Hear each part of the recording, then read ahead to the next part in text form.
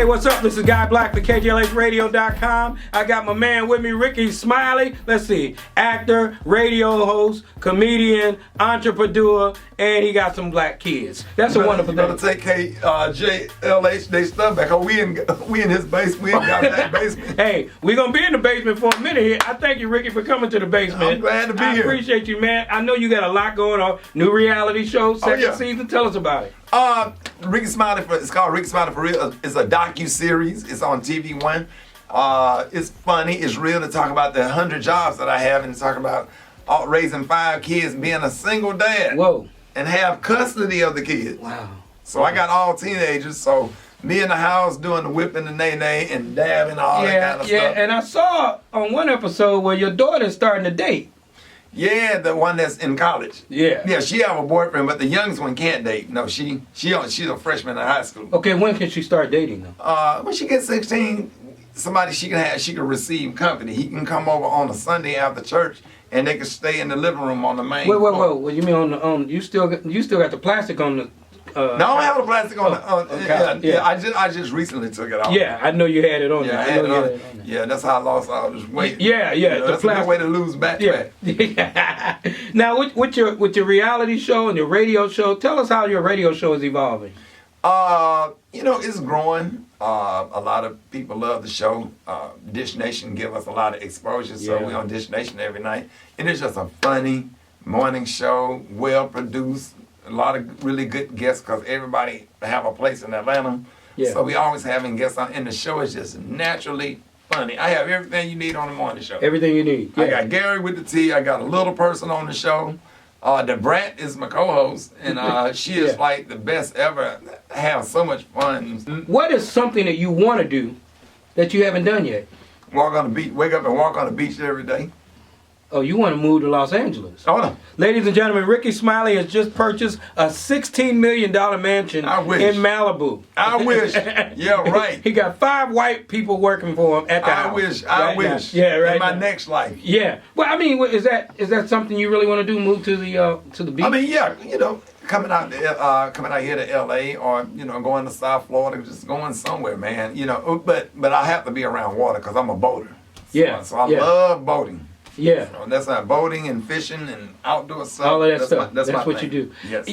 Rickey, I've been reading up on you, and I already, we've been knowing each other for years, but I'm amazed. 317, man. Yeah, man, 317, and I noticed that you're doing something now that you started off doing a long time ago, but now you're making more money off of it, I hope. Right. And that's hosting these big events. Oh yeah. Yeah, the Gospel Awards. Right, the Stella Awards, sometimes the Trumpet Awards, and yeah, that's a lot of fun. Now, not a lot of money, but a lot of fun. Everybody has a different thing that works for them when they're hosting. Some people like to read the whole script. Some people like to say, "Tell me where to start, where to finish. I'll fill it in there." What's your style of hosting? I mean, I just read, and sometimes I go off the script a little bit and make it funny, or I'll punch it up or whatever. But reading stuff word for word, just not what's happening. Yeah. They have to let you play with it a little bit because if they want you to host, it have to be you. Right, because anyone can do a voiceover and just do it like that.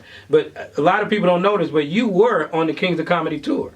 Yeah, I used to open for the Kings. I would go out there about 2.5, 3 minutes, and then I bring out Steve. That's what you don't see on the Kings. Yeah, you don't see my ass. Yeah, I know. See, I know that because I was there. Right. But I remember one time, Rickey walked up to me, and it was the Kings of Comedy. I don't know what city it was in, and he had just got his radio show going. Right. He said, "Man, I'm number one." I said, "Number one where?" He said, "My radio show is number one." I said, "Man, just keep going. One day you'll understand." Right. Now you're on how many stations? Going on 80. Wow. Yeah. And like I said, I predicted that his show would be great and on 80 shows. So yeah, it's a blessing, man. I have a really good team. Head Crack, Gary, Juicy. Now we have Brat, man. It's a lot of fun, a lot of good chemistry, well-produced show.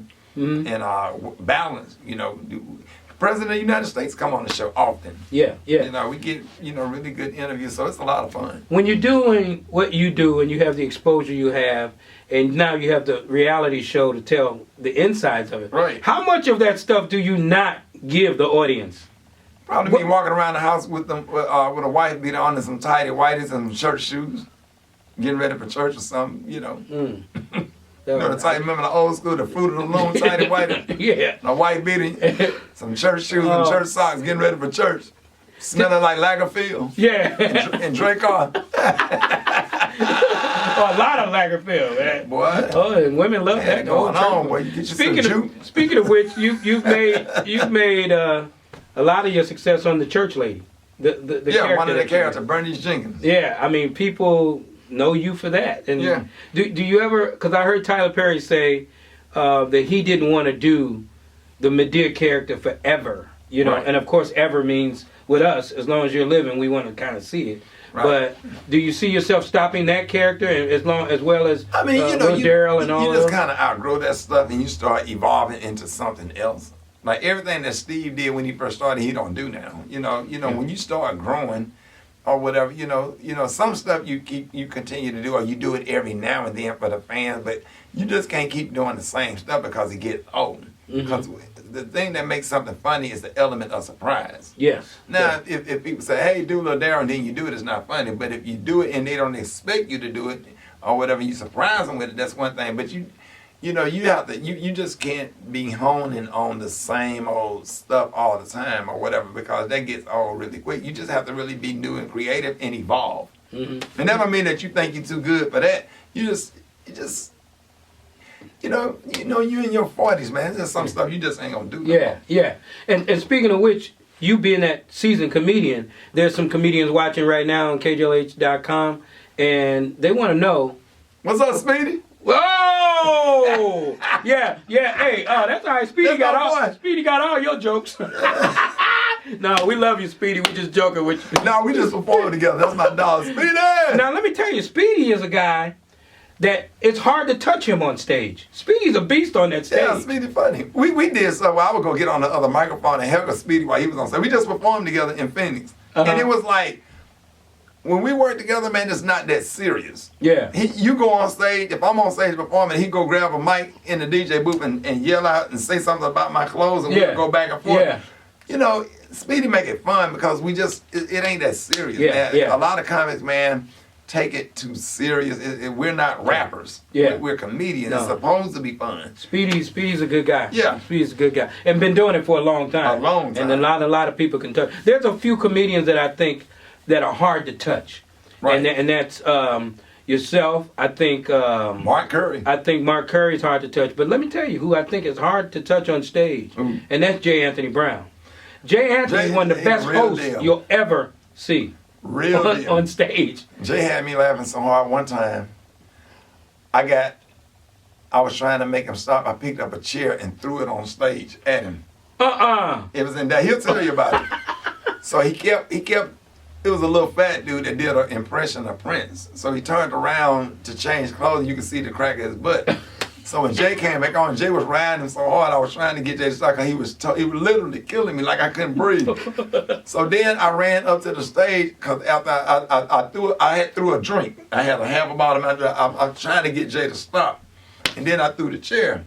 So now I'm at the front of the stage. Jay still talking about the dude. I'm pulling on the mic cord trying to get the mic. Jay was still going. And Jay tripped up and fell on top of me. Oh. And we both laid out on the stage laughing so freaking hard. It was one of the funniest moments of my whole career.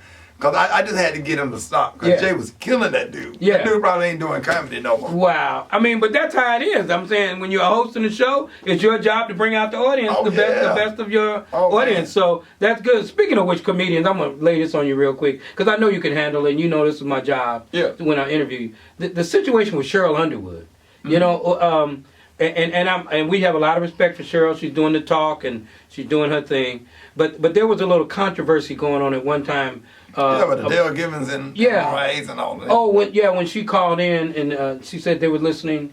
She was listening to them talk about her. Mm-hmm. Then you commented about it on your show. Yeah, you know, and oh my God, I got a lot of hate mail because of it. Oh, no. All that kind of stuff. Yeah, but I don't care, man. You just take up for your friends. If your friends, you know, if that's an issue, you know, like all the comedians that's out here now, like I don't work with everybody for a lot of reasons. Yeah. And when we sit down and get an opportunity to have those conversations and squash our differences, then that's what we do. But I'm not going to use my platform. Yeah. to say that this guy was a jerk, this guy was a jerk, this guy was a jerk, and then have the whole internet and all your listeners jumping on them when they don't hear the other side of the story. And it's not fair. Now, we all friends and we all run in the same circle. We do the same thing, man. We have to stand up for each other and then pull it to the side and say, hey, you know that wasn't right. You know, because I had a conversation with her about it. I said, hey, man, you know that wasn't right the way you did that. And I'm just real. And one thing about it, man, you don't do what's popular, do what's right. I'd rather die with nothing. But have stood for something than just go along just to get along, just to keep everybody happy. Because, man, you gotta be able to stand for something. And I can't do that fake thing. That's why, you know, I kind of stay to myself or whatever, and I just work really hard. But I can't do that fake and pretentious. I don't play that game. And you know, that's one thing I do like about you, because you've always been hustling, but you've always stayed out of trouble. We don't hear your name in the news for negative stuff. It's just, you know, you always hear you're a great father. You have fun on the radio. And you know, it's something to say, to leave for your kids that legacy that they saw their father doing the right thing. Now, the stuff we did at the strip club the other night, we ain't going to talk about that. But no, I'm just saying. I don't want your kids to know. Love that strip club. What's her name? Disability. Now, how did she get that wheelchair on the stage? I don't know, man. But it was awesome. I mean, how much did you give her? I gave her 20. Wow. You was making it rain then. Well, making it rolling. Okay. Right. Yeah. I make it re-rain. I take the money off the phone and throw it back up. Oh, you make it, okay. Make it re-rain. All right, okay. Before you get out of here, man, one more thing for you. It's known that you've been controversial in your life. There's a lot of things that we see from you and we say, oh, that Rickey's crazy. He can't be telling the truth. So the only question I have for you now is, who's going to win the national championship? Alabama, roll tide, roll. Yay, Alabama, drown on tide. Every man's behind you, you could be destroyed. Go teach the Bulldogs to behave. Send them yellow jackets to a watery grave. And when a man starts tweaking, roll damn tide. Woo! God bless.